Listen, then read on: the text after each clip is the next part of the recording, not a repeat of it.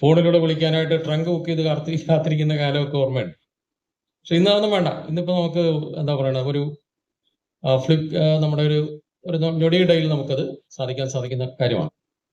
അതുപോലെ തന്നെ നമ്മൾ കൈകാര്യം ചെയ്യുന്ന ഡാറ്റ അല്ലെ, ഇന്നിപ്പോ 7G വരെ പരീക്ഷിക്കപ്പെട്ട് കഴിഞ്ഞു.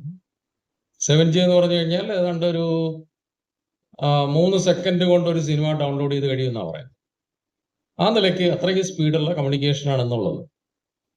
എന്തിനാ ഇത്രയും സ്പീഡ് വേണ്ടതെന്ന് ആലോചിച്ചു കഴിഞ്ഞാൽ, നമ്മൾ ആർട്ടിഫിഷ്യൽ ഇന്റലിജൻസിന്റെ കാലത്താണ് ജീവിക്കുന്നത് അല്ലെ. ആ ഒരു കാര്യങ്ങളെ കൃത്യമായി മുന്നോട്ട് കൊണ്ടുപോകാനായിട്ട് ഇത്രയും സ്പീഡ് ആവശ്യമാണ്. അപ്പൊ ആ നിലയ്ക്ക് ആ സ്പീഡ് നമുക്ക് വളരെ അത്യാവശ്യം. ഇപ്പൊ ലേസർ ടെക്നോളജി, ഹൈ സ്പീഡ് ട്രെയിനുകൾ അല്ലെ.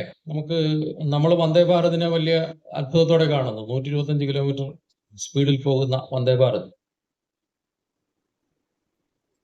ഇപ്പം പിന്നെ ചൈന പോലും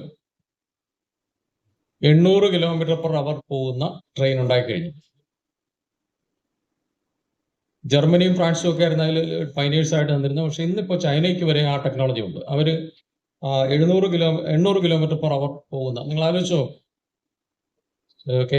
തിരുവനന്തപുരത്ത് നിന്ന് കാസർഗോഡ് വരെ പോകാനായിട്ട് 1 മണിക്കൂർ മതി. ആ നിലയ്ക്കുള്ള രീതിയിലുള്ള ഗതാഗതം ഇന്ന് സാധ്യമാണ്. LED-കൾ നമ്മുടെ ലോകത്തെ മാറ്റിമറിച്ച ഒരു കണ്ടുപിടുത്തമാണ് LED-കൾ അല്ലെ. ഇന്ന് നമ്മുടെ ഫോൺ കയ്യിരിക്കുന്ന ഫോണിന്റെ ഡിസ്പ്ലേ എന്ന് പറയുന്നത് ഓർഗാനിക് LED എന്ന് പറയുന്ന സാധനമാണ്. ഓർഗാനിക് LED ആണ്. അപ്പൊ അങ്ങനെയുള്ള ടെക്നോളജികൾ വന്നു. ഇപ്പൊ നമ്മുടെ വീടുകളിലുള്ള ടെലിവിഷൻ ടിവിയുടെ സ്ക്രീൻ എന്ന് പറയുന്നത് QLED-യും അതുപോലെ ക്വാണ്ടം LED, മിനി LED എന്നൊക്കെ പറഞ്ഞ ഒരുപാട് സാധനങ്ങളുണ്ട് അല്ലെ. ഇതെല്ലാം വന്നിട്ടുള്ളത് LED എന്ന് പറയുന്ന ആ ടെക്നോളജിയുടെ വികാസത്തോടു കൂടിയാണ്. പക്ഷെ ആ വികാസം എന്ന് പറയുന്നത് യഥാർത്ഥത്തിൽ അത് ഉണ്ടാകേണ്ട രീതിയിൽ ഉണ്ടായിട്ടില്ല എന്നുള്ളതാണ്. അതായത് ഏതാണ്ടൊരു 70 തൊട്ട് 2020 വരെ നമ്മൾ നോക്കുകയാണെങ്കിൽ, ഏതാണ്ട് 2018-ലാണ് 2015-ലാണ് അതിന് പെട്ടെന്നൊരു മാറ്റം ഉണ്ടായത്. അതായത് പുതിയ ഒരു ടെക്നോളജി കണ്ടുപിടിക്കുകയും ആ ടെക്നോളജിക്ക് നോബൽ സമ്മാനം അദ്ദേഹത്തിന് കിട്ടിയിട്ടുണ്ട്. അതായത് നീല LED, RGB, red green blue ഉണ്ടെങ്കിലേ നമുക്ക് വെളിച്ചം ഉണ്ടാക്കാൻ പറ്റും. അപ്പോൾ ഇവിടെ എത്ര നാളുണ്ടായിരുന്നത് റെഡ് ഗ്രീനും മാത്രമാണ്, ബ്ലൂ ഉണ്ടായിട്ടില്ലായിരുന്നു. അതോടുകൂടി വൈറ്റ് ലൈറ്റ് എന്നൊരു സാധ്യത ഉണ്ടായി. അങ്ങനെയാണ് നമ്മൾ ഇന്ന് കാണുന്ന വൈറ്റ് LED ഒക്കെ ഉണ്ടായിട്ടുള്ളത്. അതിനു മുമ്പ് വൈറ്റ് LED ഉണ്ട്, പക്ഷെ അത് വളരെ വ്യാപകമായതും അതിന്റെ ടെക്നോളജി കുറെ കൂടെ സിമ്പിൾ ആയിട്ട് മാറിയതും ഈ ഒരു കണ്ടുപിടുത്തത്തോടു കൂടിയാണ്. അപ്പോൾ അങ്ങനെ ഒരു കാര്യം. ഇനി നമ്മുടെ വീടുകളിൽ ഉപയോഗിക്കുന്ന മൈക്രോവേവ് ഓവൻ അല്ലെ, എന്ത് കാര്യം എടുത്താലും എല്ലാം നമ്മുടെ സയൻസിന്റെ ഒരു പവർ കൊണ്ട് തന്നെയാണ് മുന്നോട്ട് പോയിക്കൊണ്ടിരിക്കുന്നത്. ശാസ്ത്രത്തിന് പ്രധാനമായിട്ടും നമ്മൾ വസ്തുത, യുക്തി, തെളിവ് എന്നുള്ളതാണ് അതിനകത്ത് ഉള്ള പ്രധാന കാര്യങ്ങൾ. ഒരു കൃത്യമായൊരു വസ്തുത ഉണ്ടാവും, അതുപോലെ അതിനകത്തൊരു യുക്തി ഉണ്ടാവും, അതിന് തെളിവുകളും ഉണ്ടായിരിക്കും. ഇപ്പൊ നമ്മൾ ഉദാഹരണമായിട്ട് നമ്മൾ സൃഷ്ടിവാദവും പരിണാമവാദവും എടുക്കുകയാണെങ്കിൽ, ആ പരിണാമവാദത്തിന് കൃത്യമായ തെളിവുകളുണ്ട്. അത് എങ്ങനെയാണത് സക്സസ് ആകുന്നതിനെ കുറിച്ച് കൃത്യമായ തെളിവുകൾ ഉണ്ട്. 100% ശരിയാണോ എന്ന് ചോദിച്ചു കഴിഞ്ഞാൽ അത് അങ്ങനെ അല്ലെന്ന് പറയേണ്ടി വരും. പക്ഷേ എങ്കിൽ പോലും ലഭ്യമായ തെളിവുകളെല്ലാം തന്നെ അതിനെ സപ്പോർട്ട് ചെയ്യുന്നത് തന്നെയാണ്.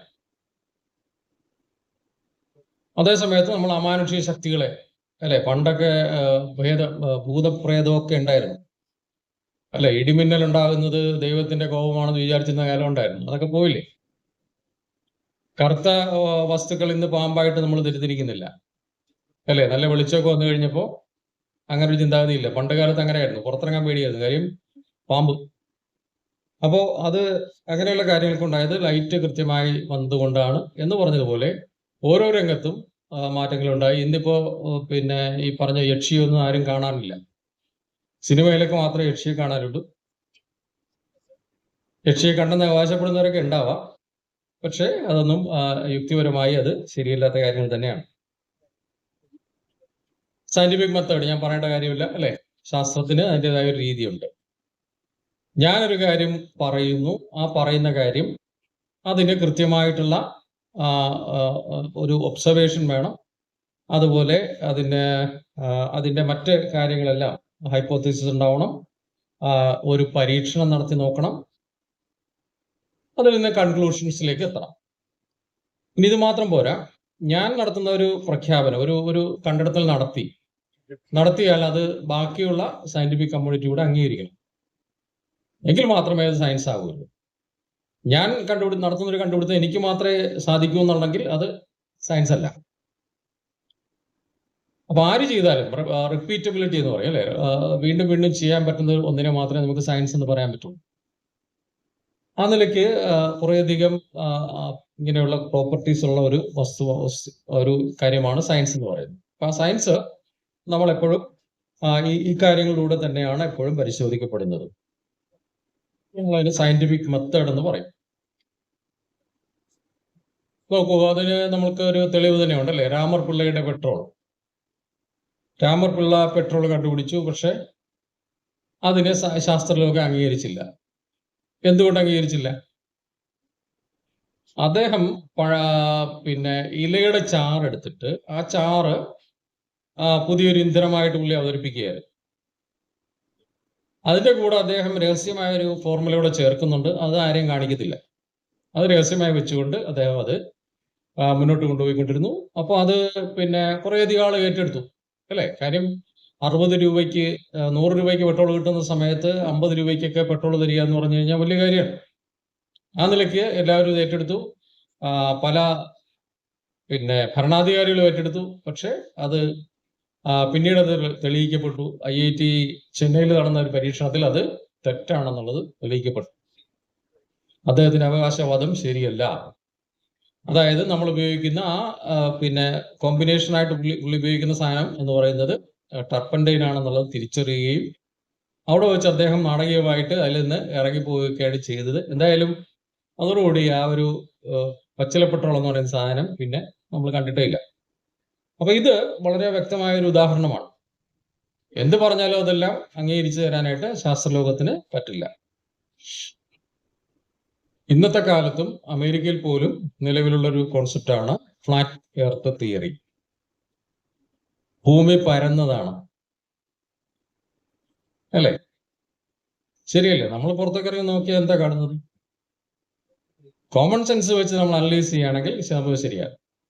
കോമൺ സെൻസിൽ നോക്കിയാൽ ഞാൻ കാണുന്ന ഭൂമി പരന്നാണ് ഇരിക്കുന്നത്. ആ നിലയ്ക്ക് ഭൂമി പരന്നാണെന്ന് നമുക്ക് അനുമാനിക്കാം. പക്ഷെ അങ്ങനെ അല്ല എന്നുള്ളത് ഒട്ടേറെ തെളിവുകൾ നമുക്കുണ്ട്. ആ തെളിവുകൾ ഉപയോഗിച്ചാണ് കണ്ടെത്തുന്നത്. ഇനി വളരെ സിമ്പിളായിട്ട് നമുക്ക് ചെയ്യാം അല്ലേ. നമ്മൾ ഭൂമിയുടെ പുറത്ത് നിന്ന് നോക്കുമ്പോൾ ഭൂമി പരന്നതാണ്. ഒരു ഫുട്ബോളിന്റെ പുറത്ത് ഉറുമ്പ് കയറി നോക്കിയാൽ അതിനും പരന്നതാണ്. ശരിയല്ലേ? ഒരു ഫുട്ബോളിന്റെ പുറത്ത് ഒരു ഉറുമ്പ് കയറി നോക്കിയാൽ അതിനെ സംബന്ധിച്ച് ആ ഫുട്ബോള് പരന്നതാണ്. ആ ഒരു വ്യത്യാസമേ ഉള്ളൂ. നമ്മൾ ചെറിയ ജീവികളായതുകൊണ്ടാണ് ആ ഭൂമിയുടെ വലിപ്പം വെച്ച് നോക്കുമ്പോൾ നമ്മൾ തീരെ ചെറുതായത് കൊണ്ടാണ് ആ ഒരു കർവേച്ചർ നമുക്ക് ഫീൽ ചെയ്യാത്തത്. പക്ഷേ ഇന്നും അമേരിക്കയിൽ പോലും അങ്ങനത്തെ ആളുകളുണ്ട്. ഫ്ലാറ്റ് എർത്ത് തിയറിയിൽ വിശ്വസിക്കുന്ന ആളുകളുണ്ട്. അപ്പൊ ഇതൊക്കെ നേരത്തെ പറഞ്ഞത് കൂടാതെ ഇതുപോലുള്ള കുറെ കാര്യങ്ങളുണ്ട്. അനുഭവപരമായ പരിശോധന, അതായത് എനിക്കൊരു അനുഭവം ഉണ്ടായാൽ അത് വേറൊരാൾക്കും അതേ അനുഭവം ഉണ്ടാകണം. അതുപോലെ ധാർമ്മികമായ നിഷ്പക്ഷത, അത് എത്തിക്കലി നാച്ചുറൽ ആയിരിക്കും, ന്യൂട്രൽ ആയിരിക്കും. അതിനൊരു വഴക്കം ഉണ്ടായിരിക്കണം, ഫ്ലെക്സിബിലിറ്റി ഉണ്ടായിരിക്കണം, വസ്തുനിഷ്ഠത ഉണ്ടായിരിക്കണം, നിരീക്ഷണക്ഷമത ഉണ്ടായിരിക്കണം, ആവർത്തനക്ഷമത ഉണ്ടായിരിക്കണം. ഇതൊക്കെ ഉണ്ടെങ്കിൽ മാത്രമേ അത് ശാസ്ത്രമെന്ന് നമുക്ക് പറയാനായിട്ട് പറ്റും. ഇനി നമ്മളെല്ലാവരും സയൻസ് പഠിക്കുന്നുണ്ട് അല്ലെ. ഇപ്പൊ കേരളത്തെ സംബന്ധിച്ച് നോക്കിയാൽ 10ാം ക്ലാസ് വരെ സയൻസ് പഠിക്കാത്ത ആരുമില്ല അല്ലെ. പക്ഷേ നമ്മൾ ചെയ്യുന്ന കാര്യങ്ങളോ ശാസ്ത്രവിരുദ്ധമായ കാര്യങ്ങളാണ് നമ്മൾ ചെയ്തുകൊണ്ടിരിക്കുന്നത്. അപ്പൊ എന്തുകൊണ്ടാണ് ശാസ്ത്രബോധം സാമാന്യബോധമാകെ മാറാത്തത്?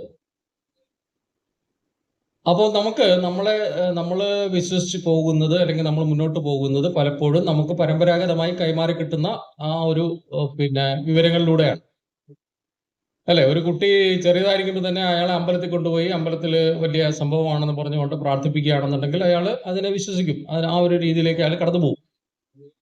പക്ഷെ പിന്നീട് അയാൾ പഠിക്കുന്നുണ്ട്, ഇങ്ങനെയൊന്നും അല്ല കാര്യങ്ങൾ, ദൈവം എല്ലാം സൃഷ്ടിച്ചെന്നുള്ളത് അയാൾ പഠിക്കുന്നുണ്ട്. പക്ഷെ അത് മനസ്സിലേക്ക് ഉൾക്കൊള്ളുന്നുണ്ടോ എന്നുള്ളതാണ് പ്രശ്നം. അപ്പോൾ പഠന സമയത്ത് നമ്മൾ ഇതിനെക്കുറിച്ചൊക്കെ കൃത്യമായി വേർതിരിച്ചറിയുന്നുണ്ടെങ്കിലും നമ്മുടെ വിശ്വാസങ്ങൾ മാറ്റാൻ നമ്മൾ തയ്യാറല്ല എന്നുള്ളതാണ്. അല്ലേ? നമുക്ക് വിശദമായിട്ട് പരിശോധിക്കാം. അപ്പോൾ തീർച്ചയായും മുതിർന്നവരിൽ നിന്നോ കൂട്ടുകാരിൽ നിന്നോ ഒക്കെ കിട്ടുന്ന ആശയങ്ങളാണ് നമ്മുടെ വിശ്വാസങ്ങളെയൊക്കെ രൂപപ്പെടുത്തിയെടുക്കുന്നത്.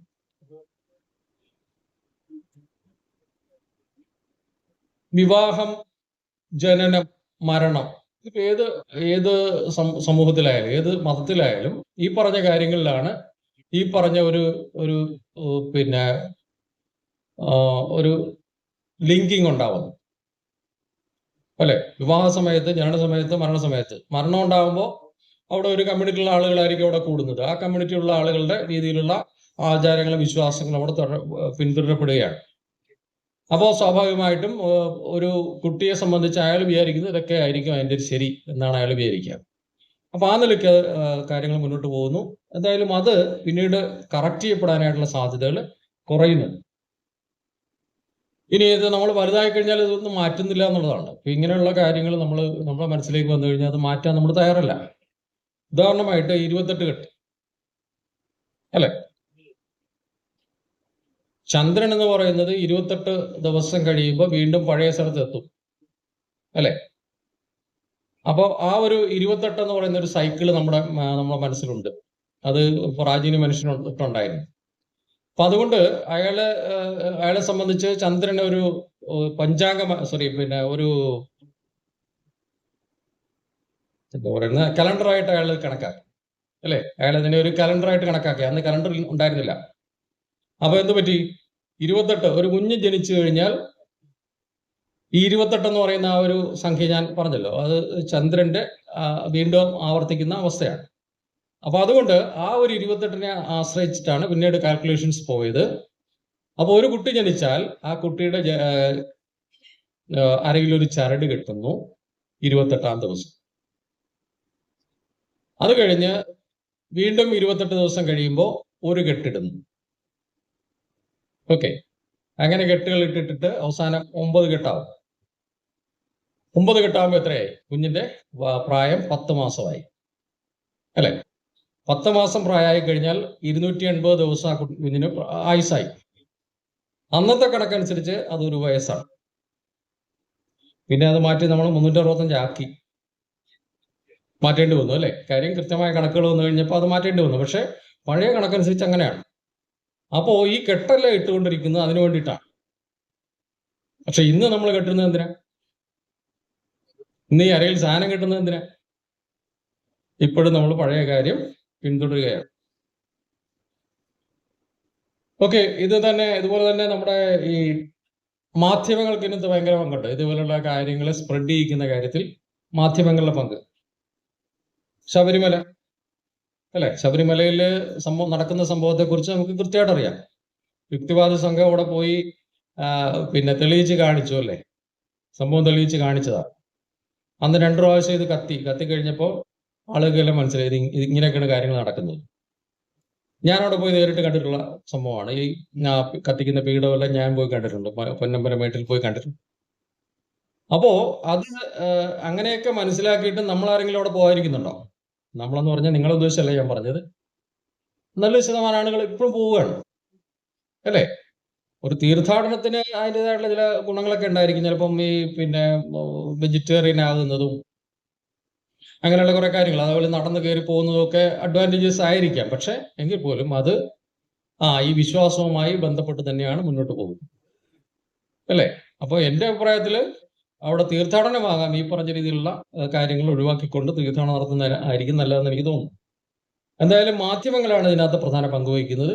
ഇത് ഒരു പ്രത്യേക മതവിഭാഗത്തിൽ മാത്രമല്ല, ഏത് മതമാണെങ്കിലും പൊന്നും കുരിശോ മുത്തപ്പന്റെ മലകയറ്റം വരുമ്പോൾ അതിനെയും പത്രങ്ങളും മാധ്യമങ്ങളും ആഘോഷിക്കുന്നുണ്ട്, അല്ലെ?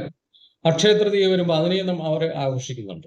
അപ്പോൾ ഇതുപോലുള്ള മാധ്യമങ്ങളുടെ ഒരു ഇൻഫ്ലുവൻസ് എന്ന് പറയുന്നത് ഭയങ്കരമാണ്, അല്ലെ? നമ്മുടെ ചാനലുകൾ എടുത്ത് നോക്കിക്കഴിഞ്ഞാൽ ഏത് ചാനലിലും, എന്തിനു പറയുന്നു, നമ്മുടെ കൈരളി ചാനലിൽ വരെ ജ്യോതിഷ പങ്ക്തിയുണ്ട്, അല്ലെ? ജ്യോതിഷം തട്ടിപ്പാണെന്ന് 100% എല്ലാവർക്കും അറിയാം, ഇല്ലേ? കേരളയിലുണ്ട്. നേരത്തെ ഉണ്ടായിരുന്നു, ഇനിയിപ്പോ നിർത്തിയെന്ന് എനിക്കറിയില്ല, ഞാൻ ശ്രദ്ധിച്ചിട്ടില്ല. എന്തായാലും ബാക്കി എല്ലാ ചാനലുകളിലും ഉണ്ട്. ഈ സാധനം പ്രധാനമായിട്ട് വിറ്റുപോകുന്ന ഒരു സാധനമാണ്. അവിടെ ആളുകൾ ചോദിക്കുന്ന ചോദ്യങ്ങളൊക്കെ കേട്ട് കഴിഞ്ഞാൽ ഭയങ്കര തമാശയാണ്, അല്ലേ? ഓരോ അമ്മമാരൊക്കെ, എൻ്റെ മകൻ MCA കഴിഞ്ഞു, അവന് പിന്നെ വെളിയിലേക്ക് പോകണമെന്നുണ്ട്, നടക്കുമോ? ഇങ്ങനെയുള്ള ചോദ്യങ്ങളാണ്. ഈ ചോദ്യങ്ങൾ MCA വരെ പഠിച്ചവന് അവന് തിരിച്ചറിവുണ്ടായോ ഇല്ലെന്നുള്ള കാര്യമാണ് നമ്മൾ ചിന്തിക്കേണ്ടത്, അല്ലേ? ഓക്കെ, നമ്മളെല്ലാവരും ചെയ്യുന്നൊരു സംഭവമാണ്, അല്ലേ? പിതൃതർപ്പണം.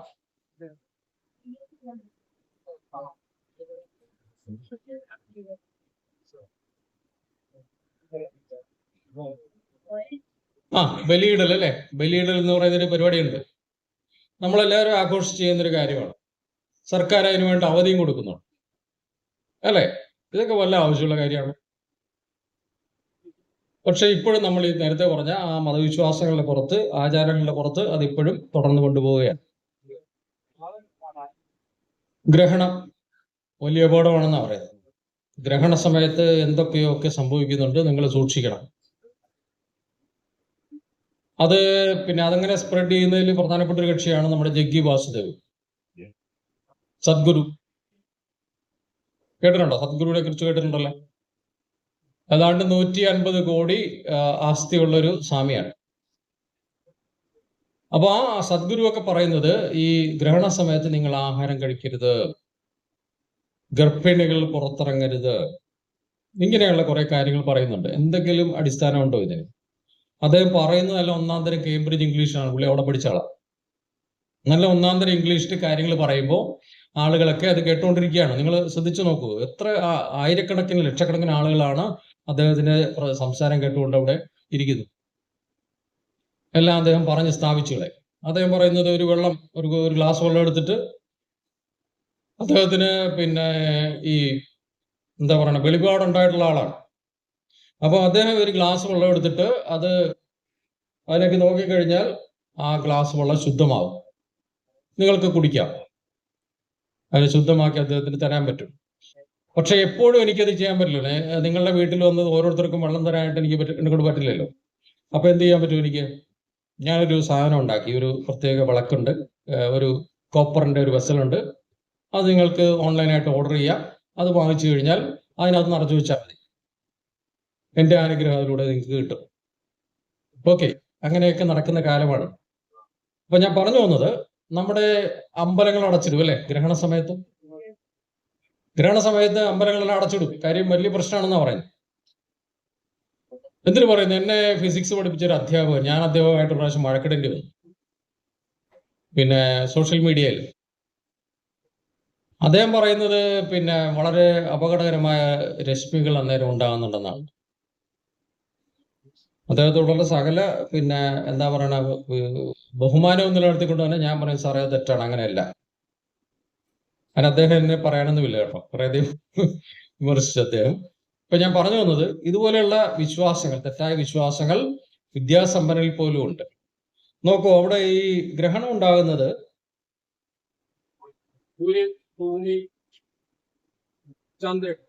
ചന്ദ്രനെ ഭൂമി മറയ്ക്കുമ്പോഴാണ് നമ്മൾ ഗ്രഹണം ഉണ്ടാകുന്നത്.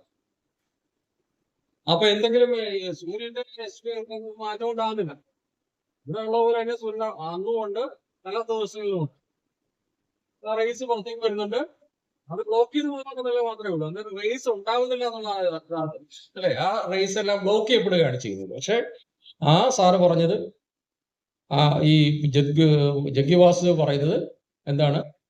എന്തോ അദൃശ്യമായ കിരണങ്ങൾ അന്നേരം പുറത്തേക്ക് വരുന്നുണ്ട്, അതെല്ലാം വളരെ അപകടകരമാണ്. അതുകൊണ്ട് നമ്മൾ ഈ പറഞ്ഞ രീതിയിൽ ആഹാരം പാചകം ചെയ്യാൻ പാടില്ല. ബാംഗ്ലൂരിലുള്ള യുക്തിവാദി സംഘത്തിന്റെ നേതാക്കള് പിന്നെ ഒരു പ്രാവശ്യം ഒരു സംഭവം സംഘടിപ്പിച്ചു. ഗ്രഹണ സമയത്ത് അവര് ഒരു ഭക്ഷണ കൂട്ടായ്മ സംഘടിപ്പിച്ചു. ഭക്ഷണം കഴിച്ച് കാണിച്ചു കൊടുത്തത് ഒരു വിഷവും ഇല്ലാതെ. പിന്നെ ഒരു സംഭവം, രാഹുകാലം ഗുളികകാലം, അല്ലെ? നമ്മളൊക്കെ അറിഞ്ഞു പറയാതെയൊക്കെ കേൾക്കുന്ന ഒരു സംഭവമാണ്. നമ്മുടെ കലണ്ടറിൽ അച്ചടിച്ച് വെച്ചിട്ടുമുണ്ട് അത്, അല്ലെ? ഇത് എന്തെങ്കിലും സാങ്കത്യമുള്ള കാര്യമാണ്?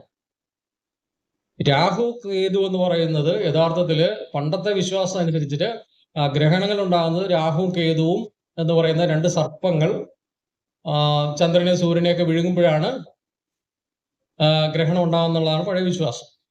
അപ്പൊ അത് പിന്നെ ആ വിഴുങ്ങിയ സർപ്പങ്ങളെ പേടിപ്പിക്കാനായിട്ട് ഭൂമിയിൽ പിന്നെ പത്തലൊക്കെ വെട്ടി അടിക്കുന്ന കാലം ഉണ്ടായിരുന്നു. ആ കാലമൊക്കെ കഴിഞ്ഞു പോയി. എങ്കിൽ പോലും ഇപ്പോഴും ആളുകൾ അങ്ങനെ തന്നെ വിചാരിക്കുക. എന്തായാലും ഈ രണ്ട് സാങ്കല്പിക ബിന്ദുക്കളെയാണ് രാഹുകേതു എന്ന് വിളിക്കുന്നത്. അല്ലാതെ അവിടെ ഒരു ഒബ്ജക്റ്റ് പോലും ഇല്ല. അവിടെ വാക്വമാണ്, അല്ലെങ്കിൽ സ്പേസ് ആണ്. അതിനെയാണ് രാഹുകേതു എന്ന് പറയുന്നത്. ആ രാഹുകേതുവാണ് ഈ രാഹുകാലോ ഗുളികാലോ ഒക്കെ ഉണ്ടാക്കുന്നതാണെന്ന് പറയുന്നത്. അപ്പോൾ അതിനടിസ്ഥാനപരമായി തന്നെ അതിനൊന്നും യാതൊരു എക്സിസ്റ്റൻസും ഇല്ലാത്തതാണ്. വിദ്യാഭ്യാസത്തിന്റെ പങ്കിനെ കുറിച്ച് നമ്മൾ പറയുമ്പോൾ നമ്മുടെ വിദ്യാഭ്യാസത്തിന്റെ കുഴപ്പമെന്ന് പറഞ്ഞാൽ പാതി വെന്ത ആളുകളാണ് പുറത്തേക്ക് വരുന്നത്. മുഴുവനായി വെന്തിട്ടുള്ള പാചകം ചെയ്യപ്പെട്ടിട്ടുള്ള വസ്തുക്കളല്ല നമ്മൾ പുറത്തേക്ക് വിടുന്നത്. പകുതി വെന്തിട്ടുള്ള സാധനങ്ങളാണ്. അതുകൊണ്ട് തന്നെ അതിനകത്ത് ഏത് സാധനവും കൂട്ടിച്ചേർക്കാനായിട്ട് പറ്റും. അപ്പൊ അതിനകത്ത് കുറെ അശാസ്ത്രീയതകളും കൂട്ടിച്ചേർത്ത് കഴിയുമ്പോൾ എന്തായിട്ട് മാറും? നല്ല ഒന്നാം തരം അന്ധവിശ്വാസികളായിട്ട് അവർ മാറും. ഏറ്റവും താഴെയുള്ള കാര്യം പ്രധാനപ്പെട്ടതാണ്. ഈ സ്കൂളുകളെയൊക്കെ നിയന്ത്രിക്കുന്നത് ആരാണ്? മത സംഘടനകളൊക്കെയാണ് സ്കൂളുകളെ നിയന്ത്രിക്കുന്നത്, അല്ലെ? SNDP, NSS, പിന്നെ MSM, ഇങ്ങനെയുള്ള സംഘടനകളാണ്. ആ സംഘടനകൾ അധ്യാപകരെടുക്കുന്നതിന്റെ മാനദണ്ഡം നിങ്ങൾക്കറിയാം, പണമാണ്. അപ്പൊ പണം മാനദണ്ഡത്തിൽ എടുക്കുന്ന അധ്യാപകരെ സംബന്ധിച്ച് അവർക്ക് പിന്നെ ഈ പറഞ്ഞ ശാസ്ത്ര ബോധമൊന്നും വളർത്തിയെടുക്കേണ്ട കാര്യമില്ല. അവര് ആ മതബോധത്തെ വളർത്താനേ അവർ ശ്രമിക്കുകയുള്ളൂ. ആ നിലയ്ക്കാണ് കാര്യങ്ങൾ പോകുന്നുണ്ട്. അതുകൊണ്ട് തന്നെ നമ്മുടെ കുട്ടികൾക്ക് ഈ പറഞ്ഞ ഒരു സയന്റിഫിക് ടെമ്പർ യാതൊരു കാരണവശാലും ഉണ്ടാവില്ല.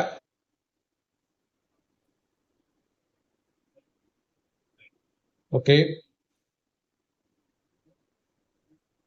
വിശ്വാസം അന്ധവിശ്വാസം എങ്ങനെ വേർതിരിക്കും എന്നുള്ളത്, ഇത് യഥാർത്ഥത്തില് എല്ലാ വിശ്വാസവും അന്ധവിശ്വാസം അല്ലെ? അത് നമ്മൾ ആദ്യം അംഗീകരിക്കേണ്ടതായിട്ടുണ്ട്. ഇപ്പൊ രാഷ്ട്രീയ വിശ്വാസം പോലും അന്ധവിശ്വാസമാണെന്ന് പറയേണ്ടി വരും. പക്ഷേ നമുക്ക് നമ്മുടെ ഇപ്പൊ സമൂഹത്തിൽ അങ്ങനെ ഒരു കാര്യം പറയുമ്പോൾ അത് കൂടുതൽ ആളുകൾ വിശ്വാസികളായതുകൊണ്ട് ഇത് രണ്ടായിട്ട് തന്നെ പറയേണ്ടി വരും. ചിലതൊക്കെ അന്ധവിശ്വാസമാണ്, ചിലതൊക്കെ വിശ്വാസമാണ് നമ്മൾ പറയേണ്ടി വരും. എല്ലാം അന്ധവിശ്വാസമാണെങ്കിൽ പോലും. ഒന്ന് രണ്ട് ഉദാഹരണങ്ങൾ കാണിച്ചിട്ടുണ്ട്. മാന്ത്രിക ചികിത്സ അല്ലെങ്കിൽ പിന്നെ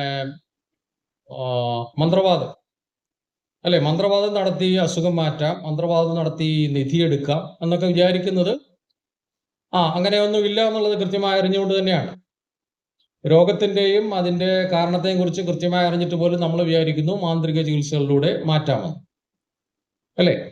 അത് ഒരു അന്ധവിശ്വാസമാണ്. ആകാശഗുണങ്ങളെ കുറിച്ച് കൃത്യമായ ധാരണയുണ്ടെങ്കിലും നമ്മൾ ജ്യോതിഷത്തിൽ വിശ്വസിക്കുന്നു. ഉദാഹരണമായിട്ട് ഞാൻ നേരത്തെ പറഞ്ഞിട്ടുള്ളതാണ്, എൻ്റെ നക്ഷത്രം പൂരുട്ടാതിയാണ്. ആ പൂരുട്ടാതി നക്ഷത്രമാണ് എന്നെ നിയന്ത്രിക്കുന്നതെന്നാണ് ജ്യോതിഷത്തിന്റെ വിശ്വാസം. അപ്പോ ഞാൻ ജനിച്ച അന്ന് കിഴക്കേ ചക്രവാളത്തിൽ ഉദിച്ചത് ആ സമയത്ത് രാവിലെ 5:30-ക്കാണെങ്കിൽ രാവിലെ 5:30-ക്ക് ഉദിച്ച നക്ഷത്രം എന്ന് പറയുന്നത് പൂരുട്ടാതിയാണ്. അതിനെ മെസ്സാർത്യം എന്നാണ് പറയുന്നത്. മെസ്സാർത്യം എന്നാണ് അതിന്റെ പേര്. അപ്പൊ അതിന് നമ്മൾ കൃത്യമായി പഠിക്കുകയാണെങ്കിൽ അത് ഏതാണ്ട് 75 പ്രകാശവർഷം അകലെയാണ്. സൂര്യൻ ഉദിച്ചാൽ പ്രകാശം ഇവിടെ വരാനായിട്ട് 8 മിനിറ്റ് എടുക്കും. അപ്പൊ ഈ നക്ഷത്രം ഉദിച്ചാൽ അവിടുന്ന് പ്രകാശം ഇവിടെ വരാൻ എത്ര സമയം എടുക്കും? 75 വർഷം എടുക്കും. അപ്പോ ആ നക്ഷത്രം എന്നെ കാണുന്നുണ്ടോ? ഞാൻ 75 വയസ്സാകുമ്പോഴാണ് പുള്ളി എന്നെ കാണുന്നത്, ശരിയല്ലേ? അവിടുന്ന് പ്രകാശം ഇവിടെ വരണ്ടേ? അല്ല, എന്റെ പ്രകാശം ഇവിടുന്ന് അങ്ങോട്ട് പോയാലും അത് തന്നെ 75 വർഷം എടുക്കും. അപ്പോ ആ ഒരു കോൺസെപ്റ്റ് തന്നെ ശരിയല്ല, അല്ലെ? നമ്മുടെ ഈ ദൃഷ്ടി, ആ നക്ഷത്രത്തിന്റെ ദൃഷ്ടി നിന്നിൽ പതിയുന്നു എന്ന് പറയുന്നത് തന്നെ തെറ്റാണ്. അപ്പൊ ആ നിലയ്ക്ക് അതെല്ലാം വളരെ ബേസിക് ആയിട്ടുള്ള അന്ധവിശ്വാസങ്ങൾ തന്നെയാണ്. ഉൽപ്പത്തി കഥ ഇപ്പൊ നമ്മുടെ മന്ത്രിമാര് വരെ വിളിച്ചു പറയുകയാണ്, നമ്മൾ പഠിക്കേണ്ടത് പിന്നെ പരിണാമ സിദ്ധാന്തമല്ല, ഉൽപ്പത്തി സിദ്ധാന്തമാണ്, അല്ലെ? അങ്ങനെ പറയുന്ന കാലത്തേക്ക് നമ്മൾ എത്തിയിരിക്കുക. അപ്പൊ ഇതും ഈ പറഞ്ഞതുപോലെ ഒരു അന്ധവിശ്വാസമാണെന്ന് പറയേണ്ടി വരും. പിന്നെ വാക്സിൻ വിരോധം, അല്ലെ?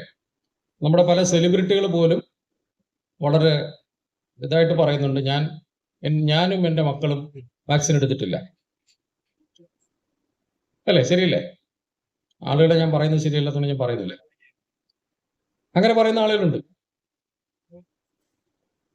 അപ്പോൾ ഈ പിന്നെ ഒരു സമൂഹത്തിലെ 95% ആളുകളും വാക്സിൻ എടുത്തിട്ടുണ്ടെങ്കിൽ 5% പേര് വാക്സിൻ എടുത്തില്ലെങ്കിലും കുഴപ്പമില്ല.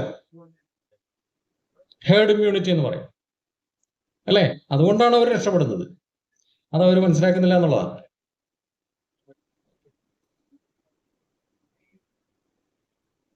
അപ്പോൾ ശാസ്ത്രബോധത്തിനെ സാമാന്യ ബോധമാക്കാനായിട്ട് നമ്മൾ എന്തൊക്കെ ചെയ്യാൻ പറ്റും?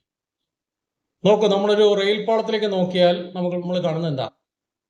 ദൂരെ നോക്കിക്കഴിഞ്ഞാൽ കുറെ കഴിയുമ്പോൾ ഇത് രണ്ടും കൂടെ ഒന്നാകുന്നു, കൂട്ടിമുട്ടും എന്നുള്ളതാണ് നമ്മുടെ ഒരു കോൺസെപ്റ്റ്, അല്ലേ? അങ്ങനെയല്ലേ നമുക്ക് കാണാൻ പറ്റുള്ളൂ. നേരത്തെ നമ്മൾ ഭൂമി പരന്നാണെന്ന് പറഞ്ഞ അതേ കാരണം തന്നെ, അല്ലേ? അത് തന്നെയല്ല, നമ്മുടെ കണ്ണിന്റെ ഒരു ബ്ലൈൻഡ് സ്പോട്ട് ഉണ്ട്.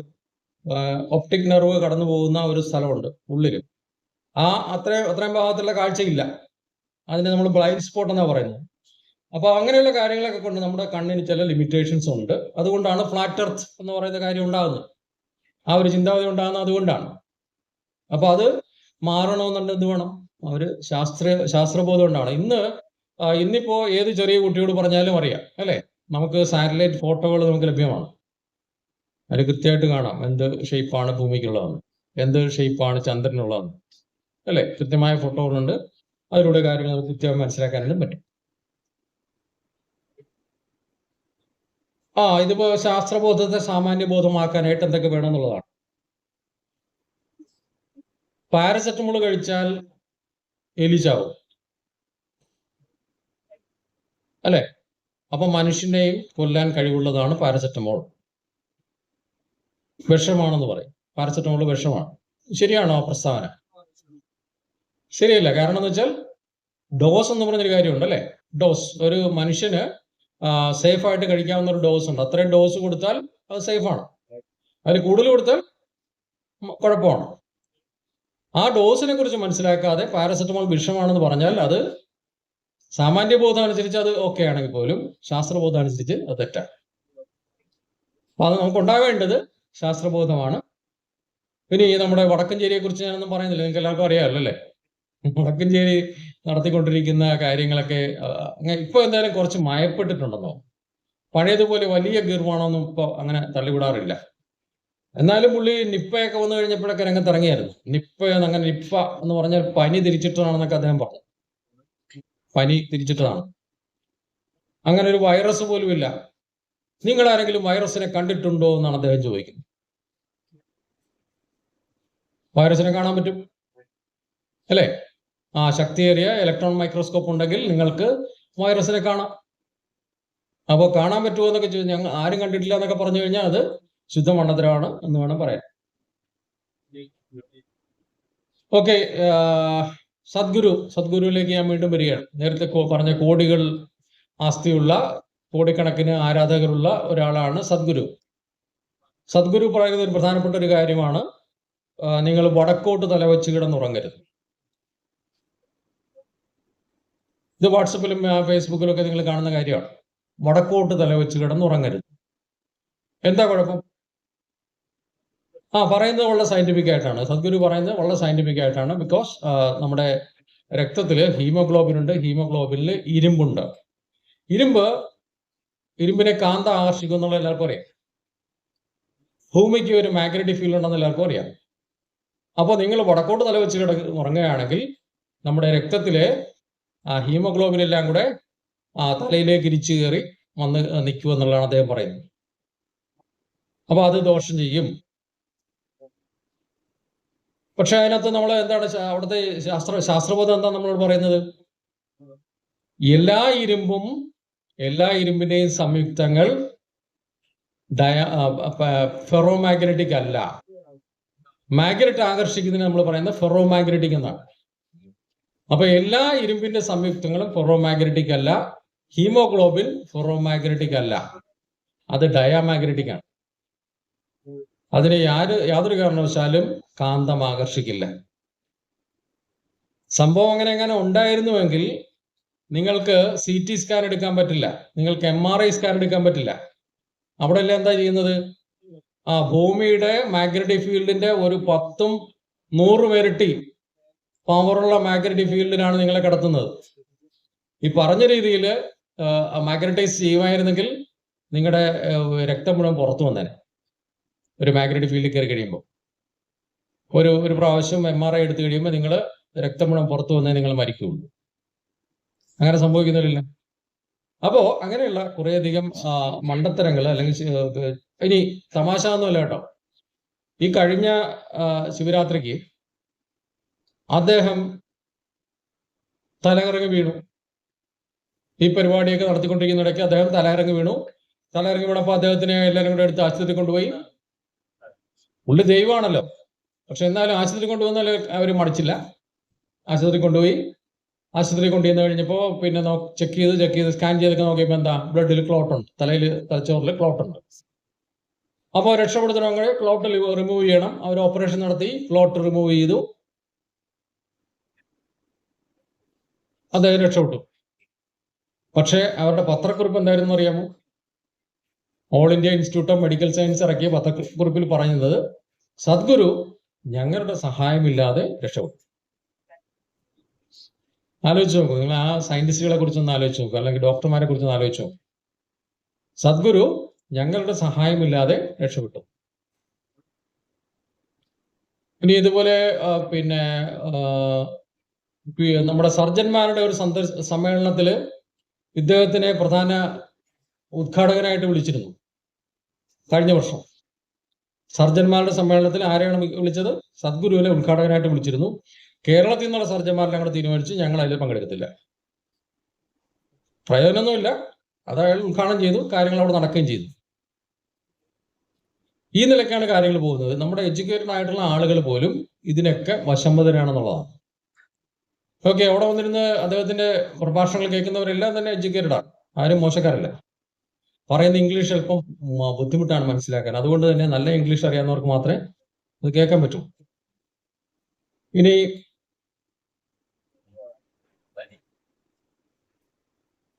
നടുക്ക് നിൽക്കുന്ന ഒരാളിനെ ഒരുപക്ഷെ നിങ്ങൾ കണ്ടു കാണും. Doctor BM Hegde. കേട്ടിട്ടുണ്ടോ? ഇത് അതിന് നല്ല ഫോട്ടോ ഒക്കെ ഉണ്ടായിരുന്നു. ഞാനത് ഒരു കാരിക്കേച്ചറാണ് ഇട്ടത്. അദ്ദേഹം മണിപ്പാൽ മെഡിക്കൽ കോളേജിന്റെ പിന്നെ ഡയറക്ടറായിരുന്നു. പക്ഷെ ഇപ്പൊ പറയുന്നത് എന്താ അറിയാമോ? Modern medicine is A criminal thing എന്നാണ് അദ്ദേഹം പറഞ്ഞത്. ആരും അത് കഴിക്കരുതെന്നാണ് പറയുന്നത്. പ്രമേഹം ഉണ്ടായാൽ നിങ്ങൾ ഡോക്ടറെ കാണാൻ പാടില്ല. BP ഉണ്ടായ ഡോക്ടറെ കാണാൻ പാടില്ല. അദ്ദേഹം കുറെ കാര്യങ്ങൾ പറയും, അതൊക്കെ ചെയ്താൽ മതി. ഇത് എപ്പോഴാണ് അദ്ദേഹത്തിന് ബോധ്യം വന്നത്? ഈ ആളുകളെല്ലാം ട്രീറ്റ് ചെയ്ത് പിന്നെ ആ മെഡിക്കൽ കോളേജിനെയൊക്കെ റൺ ചെയ്ത് അതിന്റെ ഡയറക്ടറായിട്ടൊക്കെ ഇരുന്ന് മുന്നോട്ട് പോയിട്ട് ഇപ്പോൾ അദ്ദേഹത്തിന് ബോധം ഉണ്ടായിരിക്കുകയാണ്. ഇങ്ങനെയൊക്കെയാണ്. നിങ്ങളൊന്ന് യൂട്യൂബിൽ സെർച്ച് ചെയ്ത് നോക്കും, അദ്ദേഹത്തിന്റെ വീഡിയോസ് കാണേണ്ടതാണ്. കാര്യം ഇത് പറഞ്ഞു കേട്ട് കഴിഞ്ഞാൽ നമ്മൾ ആരും പിന്നെ അഡിക്റ്റ് ആയി പോകും. അങ്ങനെ കാര്യങ്ങൾ പറയുന്നത്, അവതരിപ്പിക്കുന്നത് അങ്ങനെയാണ്. തുടർച്ചയായിട്ട് കാണരുത്, ഒരു പ്രാവശ്യം ഒന്ന് കണ്ടു നോക്കാം.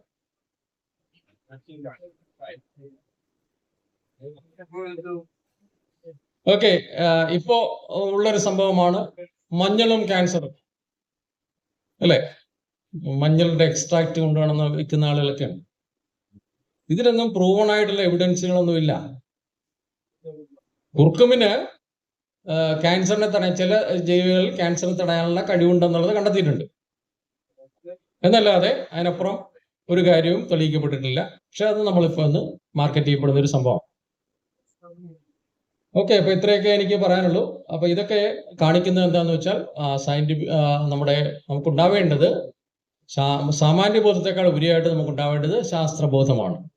അപ്പൊ അതുണ്ടാവണമെന്നുണ്ടെങ്കിൽ തീർച്ചയായിട്ടും നമ്മൾ കുറച്ചധികം കാര്യങ്ങൾ മനസ്സിലാക്കാനായിട്ട് ശ്രമിക്കണം. എങ്കിൽ മാത്രമേ നമുക്കൊരു സയന്റിഫിക് ടെമ്പർ നമുക്കുണ്ടാവുള്ളൂ. ഇനി ക്വാണ്ടം സയൻസിന്റെ ഒരു കാര്യം കൂടെ പറഞ്ഞിട്ട് ഞാൻ അവസാനിപ്പിക്കാം.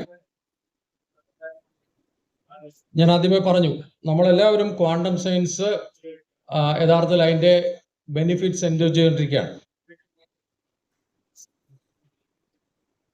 ക്വാണ്ടം സയൻസ് ഇല്ലാതെ നമുക്ക് മുന്നോട്ട് പോകാനായിട്ട് പറ്റില്ല. അപ്പോ 100ാം വാർഷികം നമ്മൾ ആചരിക്കുമ്പോൾ ആ സയൻസ് നിന്ന് ഉണ്ടാക്കിയിട്ടുള്ള നേട്ടങ്ങളെ കുറിച്ച് നമ്മൾ ചിന്തിക്കേണ്ടതായിട്ടുണ്ട്. ഞാൻ നേരത്തെ പറഞ്ഞു ഹൈസ്പീഡ് ട്രെയിൻ പോകുന്ന കാര്യം പറഞ്ഞു. ആ ഹൈസ്പീഡ് ട്രെയിൻ വർക്ക് ചെയ്യുന്നത് ഈ പറഞ്ഞ ക്വാണ്ടം ടെക്നോളജിയിലാണ്. അവിടെ മാഗ്നറ്റിക് ലെവിറ്റേഷൻ എന്ന് പറയുന്ന ഒരു ആശയമാണ് അവിടെ വിജയകരമാണ്. അതായത് സൂപ്പർ കണ്ടക്ടിങ് ആയിട്ടുള്ളൊരു വസ്തു, സൂപ്പർ കണ്ടക്ടിവിറ്റി എന്ന് പറയുന്ന ഒരു സംഭവമുണ്ട്. അതായത് നമ്മളൊരു ഒരു കണ്ടക്ടറിനെ, ഒരു ചെമ്പ് കമ്പി എടുത്തിട്ട് അതിനെ തണുപ്പിക്കുകയാണെന്ന് വെച്ചോ. തണുപ്പിച്ച് അതിൻ്റെ ഒരു ട്രാൻസിഷൻ ടെമ്പറേച്ചർ ഉണ്ട്. ആ ടെമ്പറേച്ചറിന് താഴെ വരെ തണുപ്പിക്കണം. ഇപ്പൊ ചെമ്പാണെങ്കിൽ ഏതാണ്ട് 4 കെൽവിനാണ്. 4 കെൽവിൻ എന്ന് പറയുന്ന ടെമ്പറേച്ചർ എത്താൻ വലിയ പ്രയാസമാണ്. നമ്മുടെ ലിക്വിഡ് നൈട്രജനൊക്കെ പിന്നെ ഒരു 100 കെൽവിൻ വരെ എത്താൻ പറ്റും. അപ്പൊ 4 കെൽവിൻ വരെ എത്തുന്ന ഒരു സംഭവം ഉണ്ടെങ്കിൽ അത് അങ്ങനെ ചെയ്യുകയാണെന്നുണ്ടെങ്കിൽ ഇത് സൂപ്പർ കണ്ടക്ടിങ് ആയി മാറും. ആ കണ്ടക്ടിങ് സ്റ്റേറ്റിൽ നിങ്ങൾ ഒരു പ്രാവശ്യം അതിനകത്തേക്ക് എനർജി കൊടുത്തു കഴിഞ്ഞാൽ പിന്നെ അതിലൂടെ ആ എനർജി ഇങ്ങനെ ഫ്ലോ ചെയ്തുകൊണ്ടേയിരിക്കും കണ്ടിന്യൂസ് ആയിട്ട്. പിന്നെ നമ്മളൊന്നും കൊടുക്കണ്ട സൂപ്പർ കണ്ടക്ടിങ് സ്റ്റേറ്റിലാണെങ്കിൽ. ഇത് തന്നെയാണ് മാഗ്നറ്റിക് ലെവിറ്റേഷനിൽ ഉപയോഗിക്കുന്നത്. ഒരു ട്രെയിനിന്റെ പാളം അല്ലെങ്കിൽ ആ പാളത്തിൽ ഇരിക്കുന്ന ട്രെയിൻ എന്ന് പറയുന്നത് അതിന്റെ താഴത്തെ വശത്തെ മാഗ്നറ്റൈസ് ചെയ്തിട്ട് ആ മാഗ്നറ്റൈസ് ചെയ്യുന്ന വസ്തു സൂപ്പർ കണ്ടക്ടിങ് സ്റ്റേറ്റിലേക്ക് കൊണ്ടുവന്ന് കഴിയുമ്പോൾ ആ സാധനം പാളത്തിൽ നിന്ന് ഉയരും, ഫ്ലോട്ട് ചെയ്യും. ലെവിറ്റേഷൻ എന്ന് പറയും. അങ്ങനെ ഫ്ലോട്ട് ചെയ്യുന്ന സമയത്ത് അതിനെ നമ്മൾ തള്ളി വിടുകയാണെന്നുണ്ടെങ്കിൽ അത് ഫ്രിക്ഷൻ ഇല്ലാതെ മുന്നോട്ട് പോകും. അങ്ങനെയാണ് ഈ പറഞ്ഞ 800 കിലോമീറ്റർ സ്പീഡൊക്കെ കിട്ടുന്നത്. അപ്പൊ അത് അതിന്റെ സയൻസ് ആണ്. അപ്പൊ അത് സാധ്യമാക്കിയത് ഈ പറഞ്ഞ ക്വാണ്ടം സയൻസ് ആണ്. അപ്പോൾ ഇത്രയും ഞാൻ പറഞ്ഞതിന്റെ കാര്യം നമ്മൾ ഉപയോഗിക്കുന്ന ഫോണിലും എല്ലാത്തിലും ഉപയോഗിക്കുന്ന ടെക്നോളജികളൊക്കെ തന്നെയാണ്. അപ്പൊ അതിനെക്കുറിച്ച് നിങ്ങൾക്ക് അടുത്തറിയണമെന്നെങ്കിൽ ഒരു സാധ്യത, ഇപ്പൊ നമ്മുടെ സെന്റ് മൈക്കിൾസ് കോളേജിൽ ഒരു പ്രദർശനം വരുന്നുണ്ട്. അത് ഡിസംബർ 7 മുതൽ 11 വരെ 5 ദിവസമാണ്. അത് സംഘടിപ്പിക്കുന്നത് Cochin university of science and ടെക്നോളജിയും പരിഷത്തും കൂടെയാണ്. ഏതാണ്ട് 50 ലക്ഷം രൂപയോളം ചെലവ് വരുന്നൊരു പ്രദർശനമാണ്. അത് ഫുള്ളി ക്യൂറേറ്റഡ് ആയിട്ടുള്ളൊരു പ്രദർശനമാണ്. അവിടെ പറയുന്ന കാര്യങ്ങൾ അല്പം പിന്നെ പറഞ്ഞ് മനസ്സിലാക്കിയാൽ മാത്രമേ മനസ്സിലാവൂ എന്നുള്ള കാര്യങ്ങളായതുകൊണ്ട് ക്യൂറേറ്റഡ് ആയിട്ടുള്ള എക്സിബിഷനാണ്. അവിടെ 2 പേര് നിങ്ങൾക്ക് കാര്യങ്ങൾ പറഞ്ഞു തരാനായിട്ടുണ്ടാവും. അവർ കാര്യങ്ങൾ വിശദീകരിക്കും. നിങ്ങൾക്ക് ഈ പറഞ്ഞ പല കാര്യങ്ങളോടെ നേരിട്ട് കാണാനുള്ള അവസരമുണ്ട്. ഈ പറഞ്ഞ മാഗ്നറ്റിക് ലെവിറ്റേഷൻ, എങ്ങനെയാണ് മാഗ്നറ്റിക് ഫീൽഡ് അപ്ലൈ ചെയ്യുമ്പോൾ ഒരു സാധനം ചാടി മുകളിലേക്ക് നിൽക്കുന്നത് എന്നുള്ളത് നമുക്ക് അവിടെ കാണാം. മാഗ്നറ്റിക് ലെവിറ്റേഷൻ ഇതൊക്കെ ക്വാണ്ടം സയൻസിന്റെ ഡയറക്റ്റ് ആയിട്ടുള്ള ചില കാര്യങ്ങളാണ്. അപ്പൊ അതൊക്കെ ഒബ്സർവ് ചെയ്യാനുള്ള ഒരു സാധ്യതയാണ്. അത്തരം 15 പ്രദർശനങ്ങളാണ് ഉള്ളത്. സെന്റ് മൈക്കിൾസ് കോളേജിൽ എത്ര ഉണ്ടാവും നമുക്കറിയില്ല. എന്തായാലും 10 ഏറ്റവും കുറഞ്ഞ ഉണ്ടാവും. ആ 10 സ്റ്റാളുകളിൽ ആയിട്ട് നമുക്ക് നമ്മളാരും തന്നെ ചൊവ്വയെ നമ്മളാരും നേരിട്ട് കണ്ടിട്ടില്ല അല്ലേ? ആ ചൊവ്വയെ നമുക്ക് നേരിട്ട് കാണാൻ പറ്റിയ ഒരു സ്പെറിക്കൽ പ്രൊജക്ഷൻ എന്ന് പറയുന്ന സംഭവമുണ്ട്. അത് നമുക്ക് ഇതിനകത്ത് കാണണമെന്നുണ്ടെങ്കിൽ നമുക്ക് സാധാരണഗതിയിൽ നെഹ്റു പ്ലാനറ്റോറിയത്തിൽ എവിടെയെങ്കിലും പോകേണ്ടി വരും. അവിടെ ഒന്നും പോകാതെ നമ്മുടെ കോളേജിനടുത്ത് അല്ലെങ്കിൽ നമ്മുടെ വീടിനടുത്ത് ഇങ്ങനെ ഒരു സാധനം വരുന്നു, തീർച്ചയായിട്ടും നമ്മൾ കാണേണ്ടതായിട്ടുണ്ട്. അപ്പൊ ഇങ്ങനെയുള്ള 15ഓളം പ്രദർശനങ്ങൾ അവിടെ ഉണ്ട്. അത് കാണാനായിട്ട് നിങ്ങൾ ഓരോരുത്തരെയും ക്ഷണിച്ചുകൊണ്ട് എൻ്റെ വാക്കുകൾ ഞാൻ ചുരുക്കുകയാണ്. നന്ദി.